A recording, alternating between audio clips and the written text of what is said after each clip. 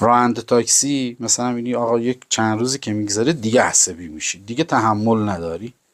اینجا شما به یک مکمل روحی نیاز داری. حالا مکمل روحی شما چیه؟ میشه همون اشیا، حیوانات، طبیعت یا علایق شخصی. بعد هر کسی خودش بدونه چیه. یا ورزش کردنه، یا اینکه یه ساز موزیکی میگیرین میزنید، یا پیاده روی کردنه، یا رفتن تو جمع دوستانه، یا مسافرته. این میشه مکمل روحی شما. یعنی زمانی که تو تنگنا قرار گرفتی خودتو از این تنگنا در میاری. حالا خیلی ها این کارو نمیکنه، مشکل برات پیش اومده، مشکل مالی داری، همه چی، این هی داره بهت فشار میاره، آزادش نمیکنی، این قفل رو باز نمیکنی. و خیلی ها به این مرحله که میرسن میگن فلانی برای ما جادو زده، فلانی ما رو طلسم کرده. در صورتی که شما خودت داری خودتو طلسم میکنی و از این حلقه تنگ خودتو نجات نمیدی، در نمیاری. خیلی بده این.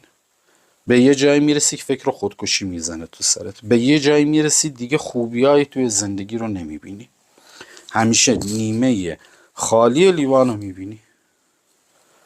در صورتی که تو اون شرایط اگر یک روز برای خودت وقت میذاشتی، میرفتی مثلا علاقه به ورزش داری، برو تو طبیعت قدم بزن، برو یکم بین طبیعت، برو حیوانات رو نگاه بکن، برو یه جایی که تابلوهای نقاشی قشنگی هست، رنگای قشنگی هست. ببینه همش رنگیه، اگه توجه کرده باشین همش رنگه.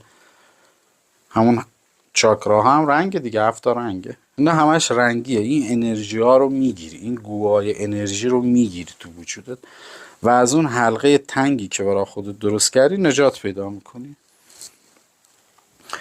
بعضیا متاسفانه در مباحث جفت روحی مکمل در انسانها دچار اشتباهات بزرگی میشن.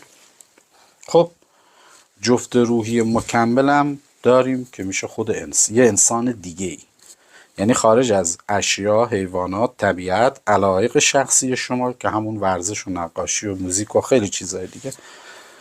حالا اینجا جفت اصطلاحاً مکمل روحی داری که یه انسان دیگه است. میشه دوستت، همکلاسیت. حتما نباید، یکی از اشتباهاتی که خیلی ها میکنن که پخشم شده